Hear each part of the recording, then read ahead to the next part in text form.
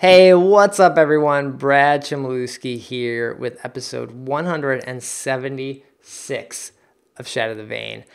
This week, I got a couple guys from the esports org Cyber joining me. I have ClashP and legendworld hearing what they're up to. You know, got to get out of that NA bubble a little more. Last week, we're going over to France. This week, we're checking out, seeing what's happening in SEA region with some fun tournaments that Cyber's putting on. They're in a ton of mobile games. I know this podcast is about Vainglory.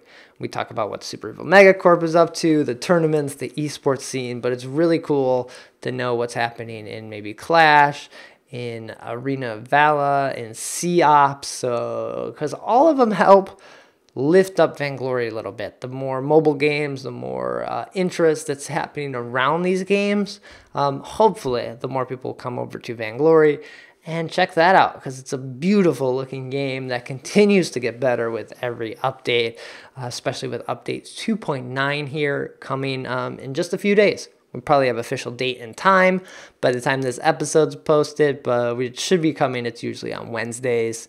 The PBE is cleared. Content creators are making videos, streaming it, posting it, sharing images on Twitter, things like that. I posted a video with Churnwalker just the other day, so check that out as well. A little first look at him, trying to understand him. His kit is really neat and kind of unique. Not something I've really seen. I've played League of Legends, so I've played Thresh, where your focus is hooking one person. And that's what you do with Finn, too. You hook one person, or I guess Finn can pull the whole team in, but you only have one chance at it.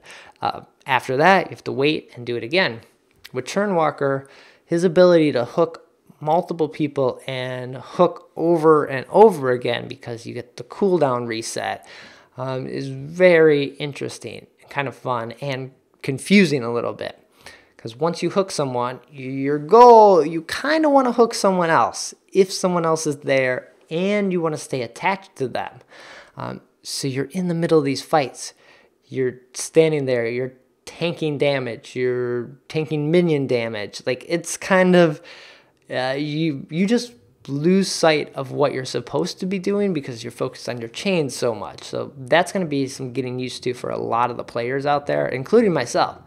I'm not sure where Churnwalker is going to completely fit into the meta and the picks. He seems like he's going to be the captain hero because he doesn't really do much base damage.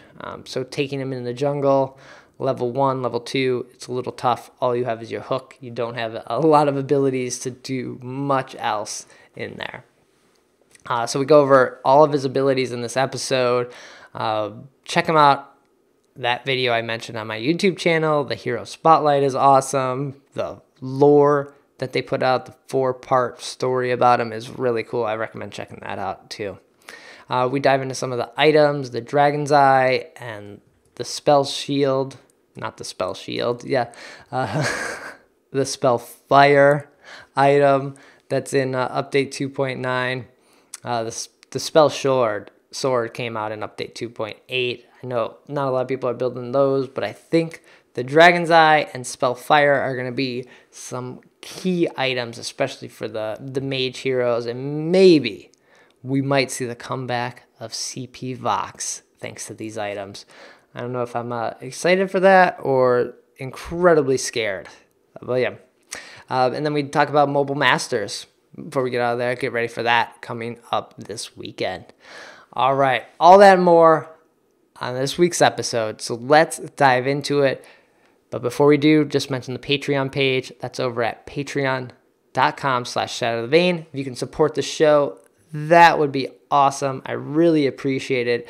I love everyone that's supporting it. I love everyone that listens and watches the show as well. But yeah, check that out. Check the Patreon. If you have any feedbacks or thoughts on the show, definitely email me at shatterthevain@gmail.com. I'd love hearing from that. If you have any thoughts, things I should do to make the show better, or guests I should have, let me know. All right, now let's get into this episode. Shatter the Vain.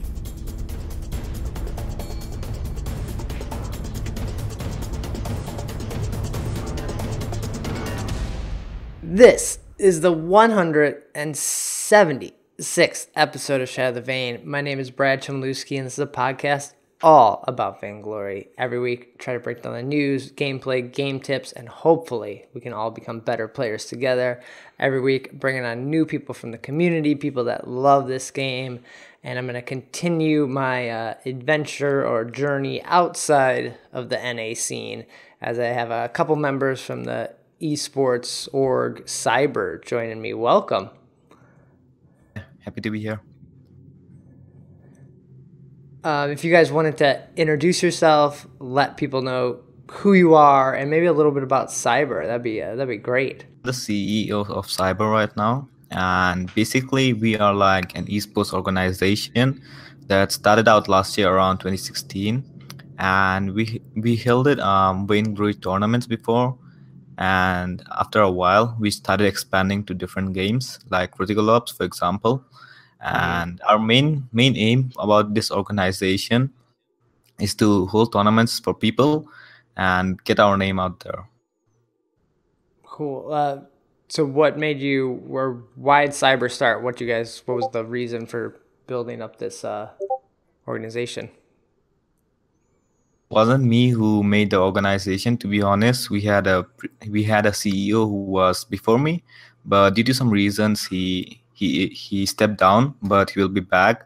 But basically we started to make tournaments for people and just like help around them and get some more tournaments for different games, so we can like get the community the prizes and make them compete for something rather than just playing casually the game. Right. Were you in another guild or organization before you joined on board with Cyber? I was in a few of them, example EZL, because so that was like before I was in Cyber, but then I had to leave due to some reasons, and then I came to Cyber, and now I'm the CEO. Nice. So you guys seem to have a pretty active group. I joined the Discord here earlier today, and then you have a couple active YouTube channels as well. Basically, we thought of merging the Cyber channels, like servers in Discord, but then we had a meeting yesterday, but we couldn't sort it out. So, I mean, we have like over 2,000 people in our COps server, and we're growing rapidly in Vainglory as well. And for the YouTube, we started a while back, so we have already 600 subs in our Vainglory channel, and our COps channel just got started with like 100 subs. So, we're growing.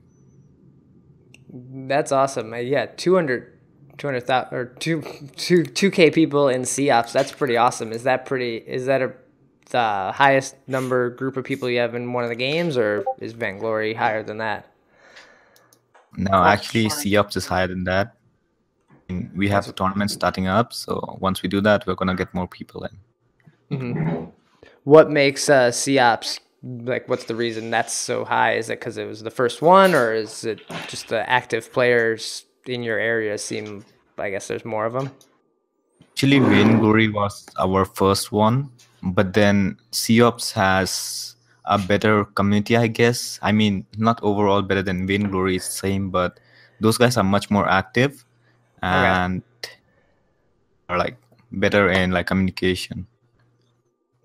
What makes them, I guess, more active? I know a little bit about the community because I know Gangsters is involved in that, and it does seem like they watch a lot more YouTube videos. They are just more active.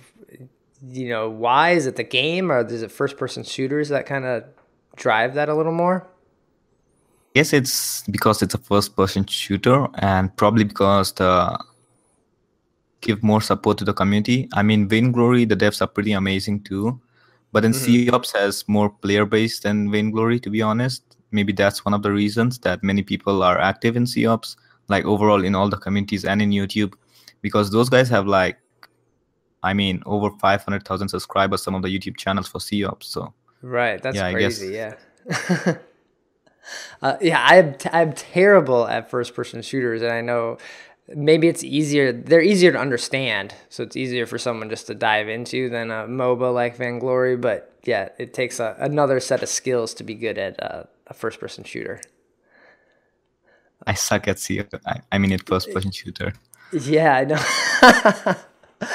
Do you play all the games that the org is involved in, or do you kind of have one that's your main focus? To be honest, I would like to play COps, but then my phone doesn't support it because it's like rooted. So I want to play COps, but then I can't play it. But I'm playing Vainglory and Arena of Valor right now. Oh, cool, nice. So a little bit more about the tournament you guys have going on. So it's in SCA right now, right? And you're hoping to expand to NA and EU coming up? Yes, so our SCA tournament is like started, and we have a 32 teams tournament, I guess, for now. And for NA and EU, we're gonna start like the registrations should be open by tomorrow, I guess. And once the registrations are open, it'll be open for like a month, and then we can start the NA and EU tournament. And yeah. Cool. So how does the tournament work? Like what is it, a round robin? Is it best of threes? Like what's the format? We're thinking for a round robin of 4 divisions. So that means if you have 32 teams, then we're gonna have 8 teams in each division, and those guys gonna go in round robin, and at the end we're gonna have a playoffs of the top 2 teams from each division. That means 8 teams in the playoffs, and that gonna decide who the winner is. Cool. Is there any sort of rules, like no pro orgs, or you're trying to keep it casual, or is there any restrictions there? Now we're just gonna keep it for all the teams. Even if you're a pro organization, you can apply. But then later on, we're thinking of making something like a cyber challenger and a cyber master league, so that the challenger teams can qualify for the master league, the top teams, and in that way they're gonna have much more chance of getting better prizes and even cash prize pool once we get a bigger name out there. So yeah, that's our plan for right now. What was the reason, I guess, to start this tournament? I know you said you were part of EZL for a little while there. Are you kind of inspired by them? Was that the reason you wanted to do this? We wanted to help the community a bit, and then yeah, EZL, I was there, so yeah, I know those guys hold the tournaments as well, but we wanted to make a tournament in which people can get more prize pool and much better by qualifying for the Masters. And then we wanted to expand to other games like COps, Forward Assault, Arena of Valor. So we're doing this right now as well, and those tournaments are running pretty amazing. Oh, so man, how much time? That's got to take a lot of time to manage tournaments in multiple games. I know people who just do tournaments in one game, like Vainglory. It's a headache, but you guys are doing it in multiple games. We have quite a lot of staff, almost 100 or more than that staff, and we're getting directors for each game. So those guys head over the games, and they make sure that all the tournaments and the community is happy. So that's how we do it. Geez, that's awesome, man. Really cool. So is there a link? What's the best place for people to find out more info about the tournaments? Our website, which will be coming up pretty soon. Actually, it's in we're just getting the domain and stuff. So the best way to know about our tournaments is our Discord cyber server, the main one. So from there, you guys can get like all the information about what is cyber and our tournaments. And if you want to apply for stuff, then you can do that as well. And we have multiple servers right now for the games. So the main cyber server, you can get all the info about all our games and all the tournaments, and you guys can, through that, you can participate in our tournaments. Cool. And then I saw on your guys' Twitter that you recently got into the game Arena of Valor, right?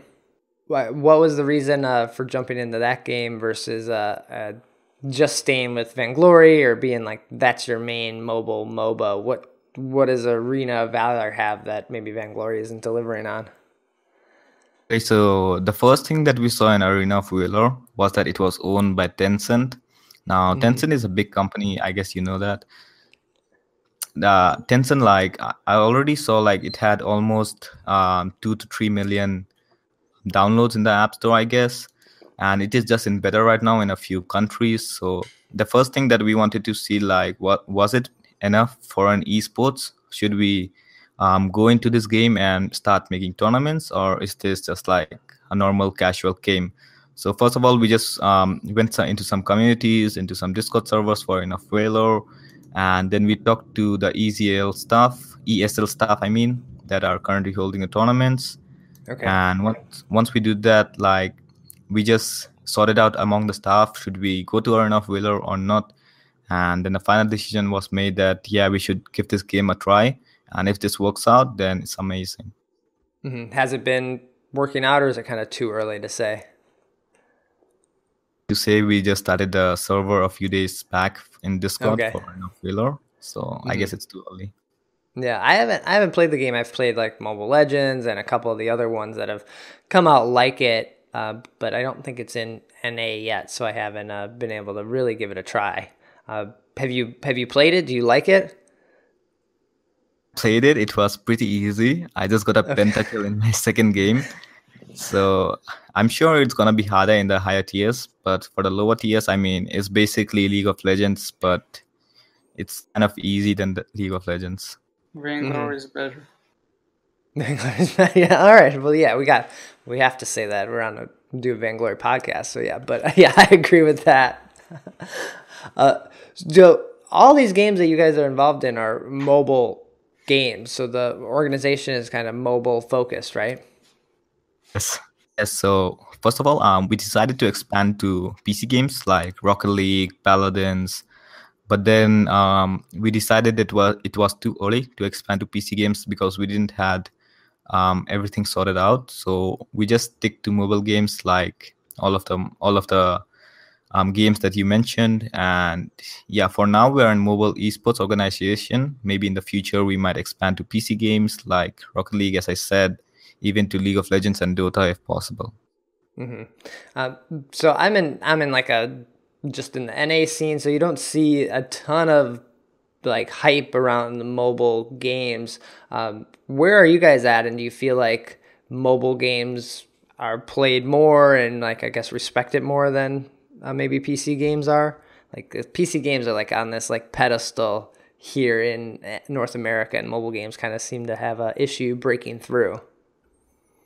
I guess mobile games, they just, like, recently we have the esports for mobile games coming out of Vainglory, then Critical Ops. And for PC games, I guess they have been in esports scene for quite a while. League of Legends was announced in 2011 or around that. So they have been here for like quite some time, and mobile games just came around. So I guess we have to give a bit more time about like getting the esports in mobile and getting more people in the games. So yeah, I think we have to wait a bit more until like everybody knows about mobile. But still, right now, I think like PC games are kind of better than mobile games, but it's easier to play mobile games since you have a phone and you can pretty easily do it. Yeah. Do you see, when you go out or when you hang out with friends, do you see people playing mobile games? Because I don't see anyone playing mobile games when I'm out, either on the train or anything like that. Just it doesn't happen. I see only a few people around that play mobile games, and basically the most popular Clash of Clans, but not like Vainglory around. But yeah, I would love to see people who play like Vainglory much more than some other games, because I guess it has a ton of potential, to be honest. So yeah. Yeah, I guess it is maybe hard to play something like a MOBA that you need 20 minutes, and you're like, I hope I can get this match in before I get to my destination, or I have to leave. It's kind of a little more tough. It's a tougher. True. Cool. Well, that's awesome. I'm going to include a link to the Discord, both the YouTube channels and the Twitter and everything. Everyone should go over there, follow, join the Discord, hang out, talk about all these games, because I'm interested to see what happens with Arena of Valor, and as well as what you guys do with Vainglory, especially these tournaments. I think having more tournaments is really awesome for the community, because it allows more people to play at that level, because watching the pro players, you feel like you can't compete at that level, but when you have other tournaments that you can get involved in, it really helps you kind of understand the game at to a new degree. Yeah, that's true. So I'd love to jump in some news. Get your thoughts on like what's coming up here in the next update. So let's do that real quick. Vainglory News. So first up in the news is update 2.9. That's going to be dropping here this week. It should be dropping this week. We don't have an official date or time as we're recording this, but we're starting to see the PvE players and the content creators streaming and posting videos of the new hero, the new items, and the new skins. So that's awesome. I love a new update. Are you guys excited for this update? Churnwalker, he's gonna be broken. Yeah. Yeah, Churnwalker looks crazy. He's a lot of fun to play. I just posted a video with him on my YouTube channel, and yeah, let me go over his kit here real quick, and then get your thoughts on him. So his heroic perk.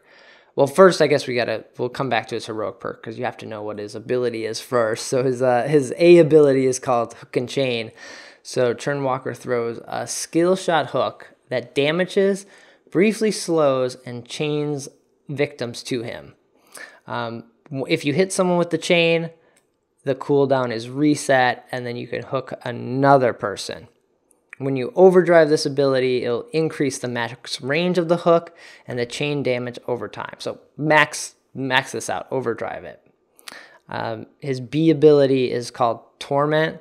So Torment yanks all the chain victims towards Churnwalker, damaging them, and then overdriving this ability yanks victims closer to Churnwalker.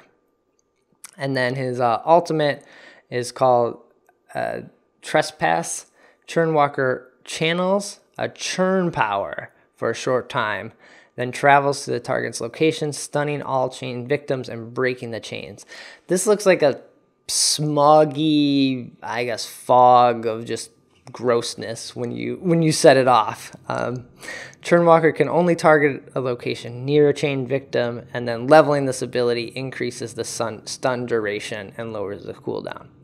So then coming back to his heroic perk, so whenever chain victims take damage from any source, so after you get someone with your hook and chain, if you get another person with hook and chain, Churnwalker regenerates a percentage of the damage's health, so he becomes incredibly tanky. And then whenever a chain victim takes damage, a percentage of that damage is transferred to one of the other chain victims. So you could chain jungle monsters and heroes. You can't chain the Kraken, but you can chain almost everything else on the map. So that's Churnwalker's kit. And yeah, what do you think about this? I love the heroic perk, to be honest, because you can chain the Crystal Sentry and one of the opposing carries, and basically you hit the Crystal Sentry and the carry will get hit as well.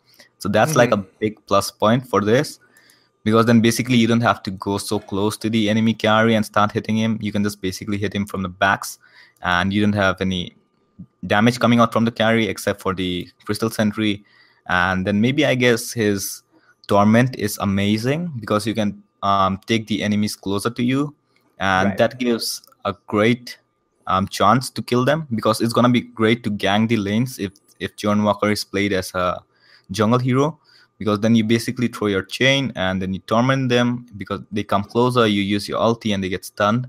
So that's pretty easy to gank, and I guess this guy needs to be maybe nerfed out after the update comes, because personally I think he's gonna be quite broken, because looking at his abilities, I mean, he's gonna be a really great ganker for the lane, and he's gonna be easy to like stun the enemies, and it's easy to throw the hook and chain. I guess it's not a skill shot.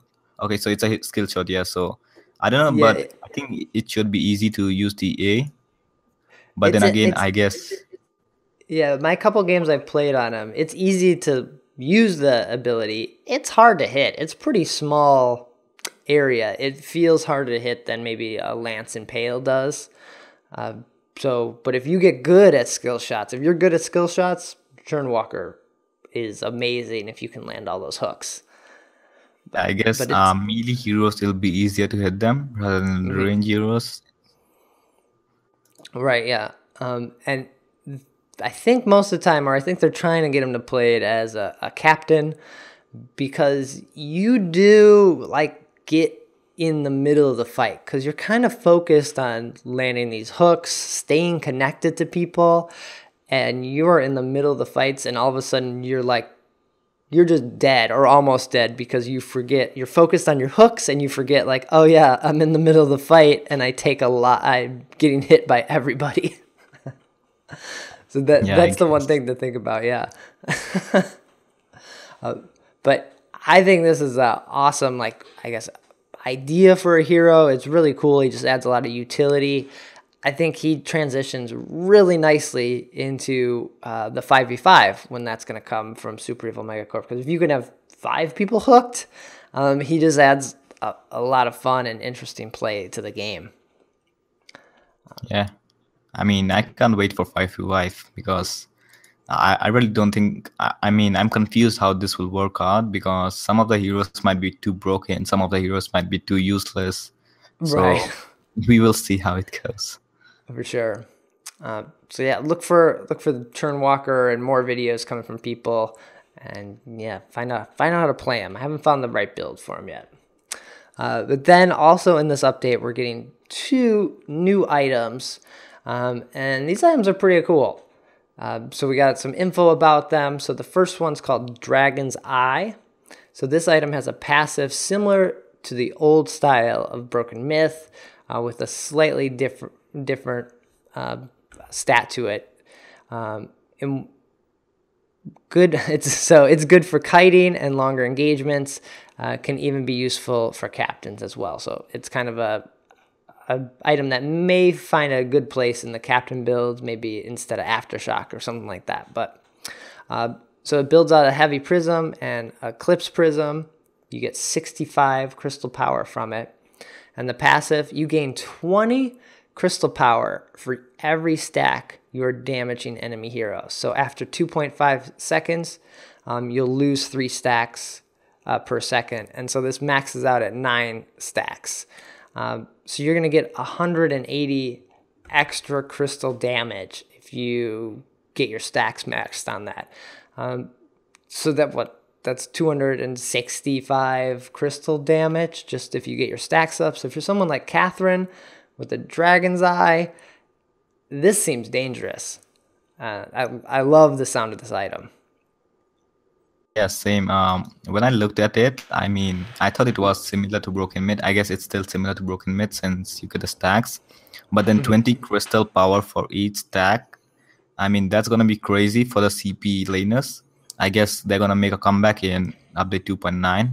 They're already doing it, I guess, in the pro plays. But then, I mean, CP laners will be more viable in 2.9 because this item is going to be amazing. But the total cost is 3,000. I guess that's the same as Shatter Glass. So it's kind of costly, but I guess it might be worth it. Mm-hmm. And I think the crystal comeback heroes, I agree with that. I could see this being really useful on CP Vox. We might see him come back now because he could build up all those stacks so easily. I hope he does. He was one of my mains. Oh, really? Yeah, he's just a lot of fun because he's annoying. You like forget, oh yeah, that guy's doing so much damage and he's hitting something else. Well, and then the second new item coming is called Spellfire. So this item is great for poke damage and disengage style of play. So it builds out a heavy prism and eclipse prism. You get 90 crystal power. And then the passive on this, abilities dealing crystal damage to enemies deal 100% of your crystal power as bonus crystal damage over 4 seconds. So this is really like an item that amplifies your crystal damage. So you definitely don't want to get this first.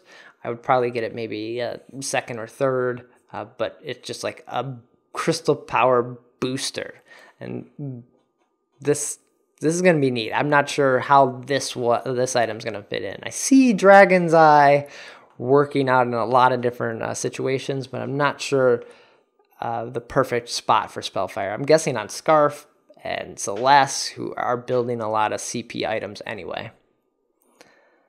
Same. I guess it's gonna be used for the heroes that depend a lot on the CP damage. Yeah, as you said, Scarf or Sky.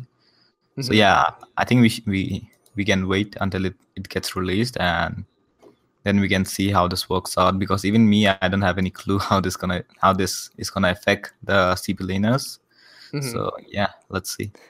But if you build this with Dragon's Eye, Spellfire with Dragon's Eye, you're gonna get that, you know, extra. You could, if you max out your stacks on Dragon's Eye, you're getting the 180, and then you can deal 100% of your crystal power as bonus crystal damage.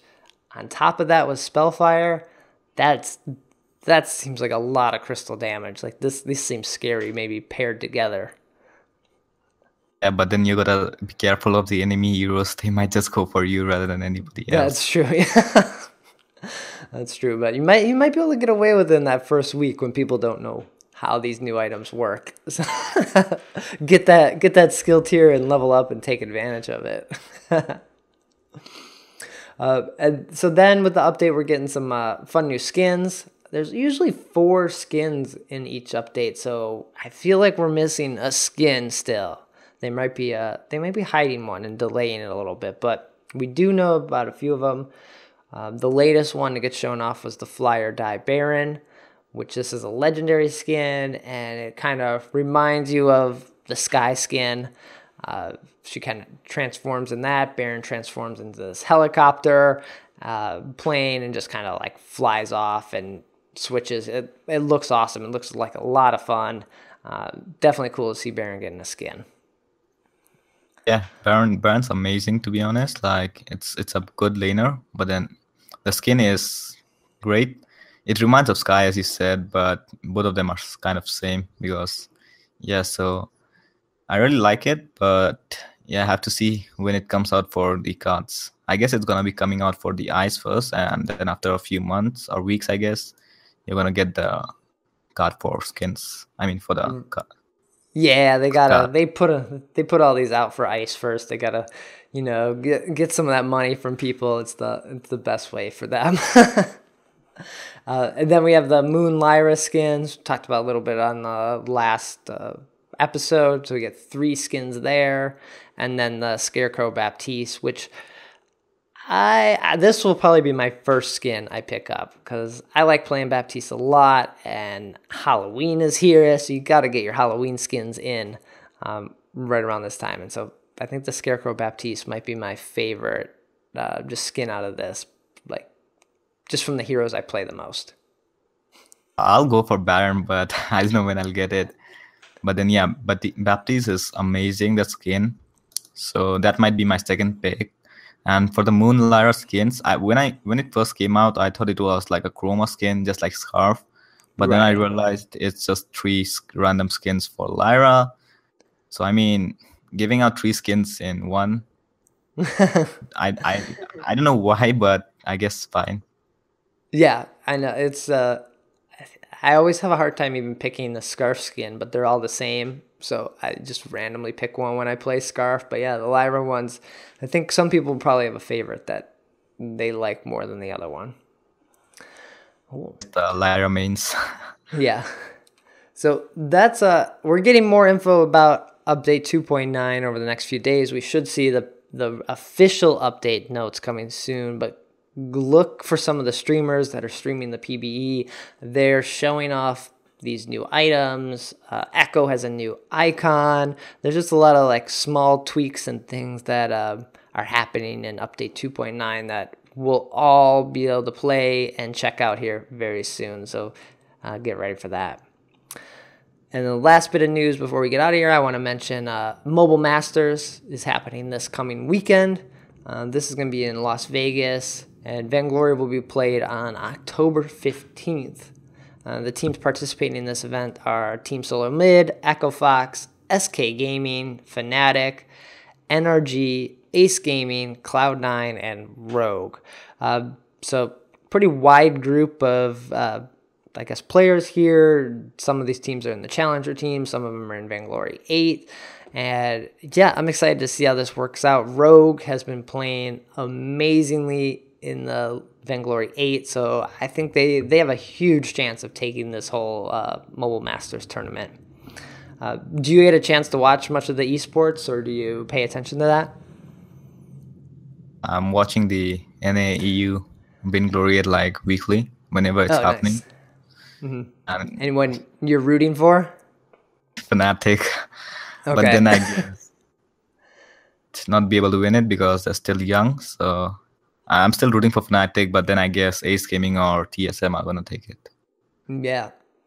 Okay, cool. Yeah. So this is like a round robin, like run the gauntlet kind of thing. So it's a little different than the weekly, best of 3 tournament. Like it's mainly just for a lot of fun and just to show off these mobile games at this event put on by Amazon. So get ready for that.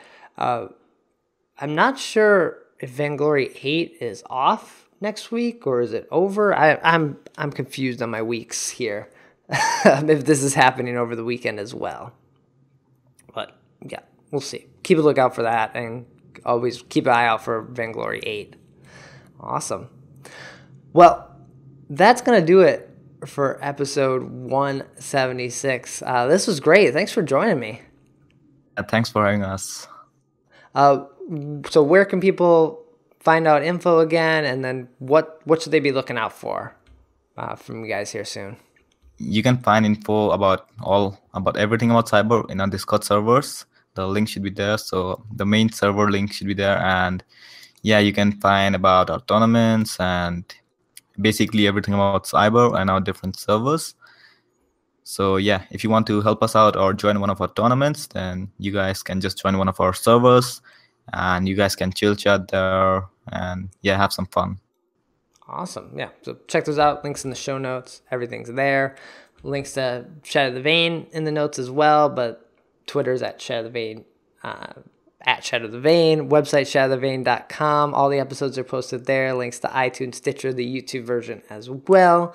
And I'll be back next week with 177, probably running down all these changes in update 2.9 and hopefully having a better idea of how to play Churnwalker and how to counter this guy too, because we could have some issues here. Like you said, he could be broken. He could be too strong.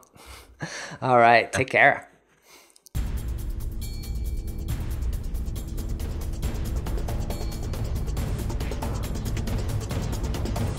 Let's get this over with.